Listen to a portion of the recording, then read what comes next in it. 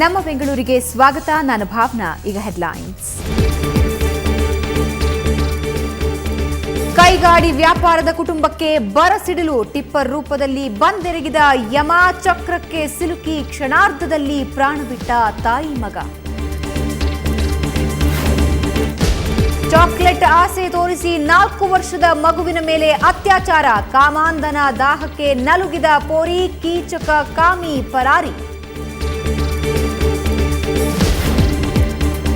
ಚಲನಚಿತ್ರವಾದ 6 ವರ್ಷದ ಕಂದಮ್ಮನ ಕಥೆ. ತಾಯಿಯನ್ನ ಒಬ್ಬಳೇ ಮಣ್ಣು ಮಾಡಿದ ವ್ಯಥೆ. ಮಕ್ಕಳ ದಿನಾಚರಣೆ ಮುನ್ನಾ ದಿನವೇ ಚಿತ್ರ ಬಿಡುಗಡೆ. ನರೇಂದ್ರ ಮೋದಿ ರ್ಯಾಲಿಗೆ ಬಿಗಿ ಬಂದೋಬಸ್ತ್. ಮುನ್ನೆಚ್ಚರಿಕಾ ಕ್ರಮವಾಗಿ 100 ರೌಡಿಗಳು ಪೊಲೀಸರ ವಶಕ್ಕೆ. ಬಿಡುಗಡೆಯಾದವರಿಂದ ಖಡಕ್ ಎಚ್ಚರಿಕೆ.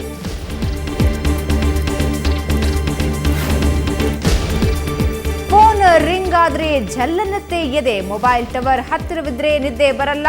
ಟ್ಯೂಬ್ ಲೈಟ್ ಕೆಳಗೆ ಕೂತ್ರೆ ಉರಿಯುತ್ತೆ ತಲೆ. ಹುಷಾರ್, ಇದು ರೇಡಿಯೇಷನ್ ಅಲರ್ಜಿ.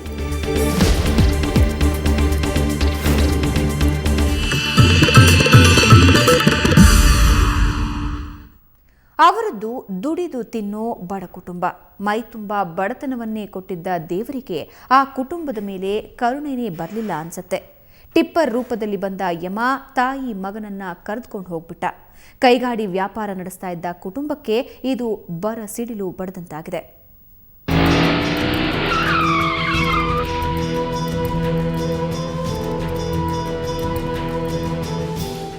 ಪಾಪ, ವಿಧಿಯೇ ಹಾಗೆ ಅನ್ಸುತ್ತೆ. ಆ ತಾಯಿ ಮಗ ಅದೇನು ಅನ್ಯಾಯ ಮಾಡಿದ್ರೋ ಏನೋ, ಸಾವು ಅವರನ್ನೇ ಹುಡುಕಿಕೊಂಡು ಬಂದಿತ್ತು. ಈ ಫೋಟೋದಲ್ಲಿರುವ ತಾಯಿ ಮಗನ ಹೆಸರು ರಾಧಾ ಮತ್ತು ರಾಹುಲ್. ಮೂಲತಃ ಚಿತ್ರದುರ್ಗದವರು. ಇವರದ್ದು ಅಲೆಮಾರಿ ಜೀವನ. ಎಲ್ಲಿ ಕೆಲಸ ಸಿಗುತ್ತೋ ಅಲ್ಲೇ ಇವರ ಠಿಕಾಣಿ. ಊರೂರು ಅಲೆದು ಅನ್ನ ಬೇಯಿಸ್ಕೊಳ್ಳೋದಕ್ಕೆ ಬಂದಿದ್ದು ಬೆಂಗಳೂರಿನ ಕೆಂಪಾಪುರಕ್ಕೆ. ಅಲ್ಲಿ ಝೋಂಪಡಿ ಕಟ್ಟಿ ಕಸ ಕ್ಲೀನ್ ಮಾಡೋ ಕೆಲಸ ಮಾಡ್ತಾ ಇತ್ತು ಈ ಕುಟುಂಬ. ಆದರೆ ಇವರ ಪಾಲಿಗೆ ಯಮನಾಗಿ ಬಂದ ಟಿಪ್ಪರ್ ತಾಯಿ ಹಾಗೂ ಮಗನ ಪ್ರಾಣವನ್ನೇ ತೆಗೆದು ಬಿಡ್ತು.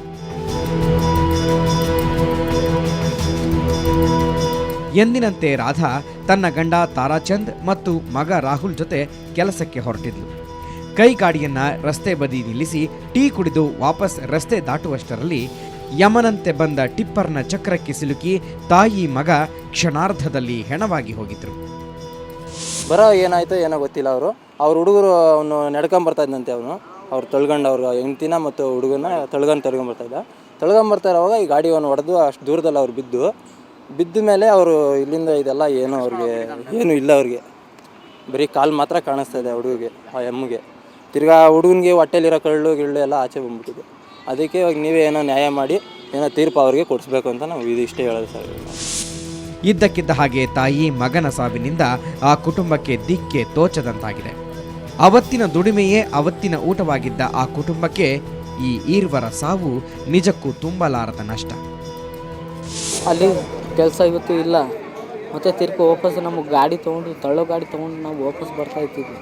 ಆ ಟಿಪ್ಪರ್ ಲಾರಿಯವರು ಇದೇ ಬಲಗಡೆ ಸೈಡ್ನಾಗ ನನ್ನ ಮಗು ನಮ್ಮ ಹೆಂಡತಿ ಈ ಕಡೆ ಬರ್ತಾಯಿದ್ರು.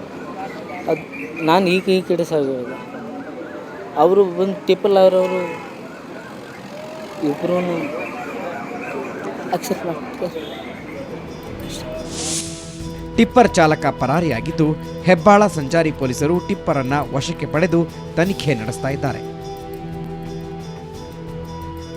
ಕ್ಯಾಮರಾಮನ್ ಲಕ್ಷ್ಮಣ್ ಜೊತೆ ಅಭಿಷೇಕ್ ಜೈಶಂಕರ್, ಕ್ರೈಮ್ ಬ್ಯೂರೋ, ಸುವರ್ಣ ನ್ಯೂಸ್. ಚಾಕ್ಲೇಟ್ ಆಸೆ ತೋರಿಸಿ 4 ವರ್ಷದ ಬಾಲಕಿ ಮೇಲೆ ಅತ್ಯಾಚಾರ ಎಸಗಿದ ಅಮಾನುಷ ಘಟನೆ ಬೆಂಗಳೂರಿನ ಚಂದ್ರ ಲೇಔಟ್ನಲ್ಲಿ ನಡೆದಿದೆ. ಪ್ರಿಂಟಿಂಗ್ ಪ್ರೆಸ್ನಲ್ಲಿ ಕೆಲಸ ಮಾಡ್ತಾ ಇದ್ದ ಆನಂದ್ ಅನ್ನೋರ ಪುತ್ರಿ ಇವತ್ತು ಮಧ್ಯಾಹ್ನ ಕಾಮಾಂಧನ ಕ್ರೌರ್ಯಕ್ಕೆ ನಲುಗಿದ್ದಾಳೆ. ಅರುಂಧತಿ ನಗರದ ನಿವಾಸಿಯಾದ ಬಾಲಕಿ ಶಾಲೆ ಮುಗಿಸಿಕೊಂಡು ಮನೆಗೆ ಬಂದಿದ್ದಾಳೆ.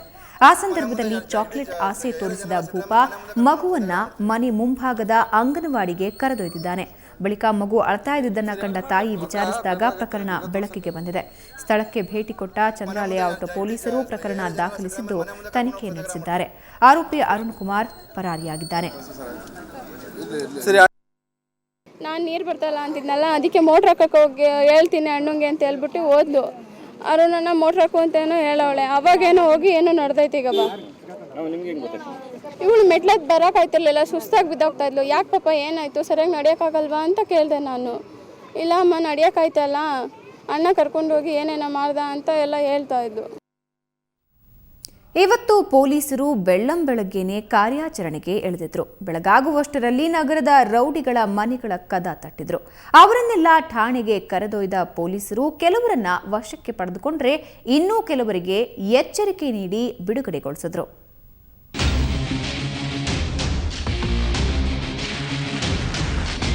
ಪೊಲೀಸ್ ಜೀಪಿಂದ ಒಬ್ಬೊಬ್ಬರಾಗಿ ಇಳಿತಾ ಇರೋರು, ಮತ್ತೊಂದೆಡೆ ಸಾಲಾಗಿ ನಿಂತಿರೋ ಇವರೆಲ್ಲ ಬೆಂಗಳೂರಿನ ಗೂಂಡಾಗಳು. ನಟೋರಿಯಸ್ ರೌಡಿ ಶೀಟರ್ ಸೇರಿದಂತೆ ಸಮಾಜಘಾತಕ ಚಟುವಟಿಕೆಗಳಲ್ಲಿ ತೊಡಗಿಕೊಂಡವರೆಲ್ಲ ಇವತ್ತು ಪೊಲೀಸ್ ಠಾಣೆ ಎದುರು ಹಾಜರಾಗಿದ್ರು.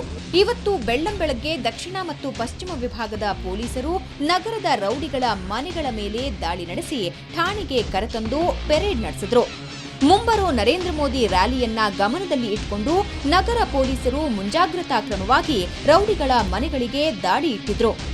ಮುಂಬರ್ತಕ್ಕಂಥ ನಮ್ಮ ಮೊಹರಂ ಹಬ್ಬ ಹಾಗೂ ನರೇಂದ್ರ ಮೋದಿಯವರ ಒಂದು ಕಾರ್ಯಕ್ರಮದ ಹಿನ್ನೆಲೆಯಲ್ಲಿ ಯಾವುದೇ ರೀತಿಯ ಅಹಿತಕರ ಘಟನೆಗಳು ಈ ನಗರದಲ್ಲಿ ನಡೆಯಬಾರ್ದು, ಮತ್ತು ರೌಡಿಗಳನ್ನು ಅದಕ್ಕೆ ಬೇರೆ ಯಾರೂ ಸಹ ಬಳಸ್ಕೊಳ್ಬಾರ್ದು ಅಂತಕ್ಕಂಥ ದೃಷ್ಟಿಯಿಂದ ಅವರಿಗೆ ಸೂಕ್ತ ತಿಳುವಳಿಕೆಯನ್ನು ಹೇಳಿ ಕೆಲವರನ್ನು ನಾವು ಬಿಟ್ಟಿದ್ದೀವಿ. ಇನ್ನು ನಿಗಾ ವಹಿಸಬೇಕಾದಂಥ ವ್ಯಕ್ತಿಗಳ ಮೇಲೆ ಭದ್ರತಾ ಕಾಯ್ದೆಯಡಿ ಇವತ್ತು ಕ್ರಮವನ್ನು ತೆಗೆದುಕೊಂಡಿದ್ದೀವಿ.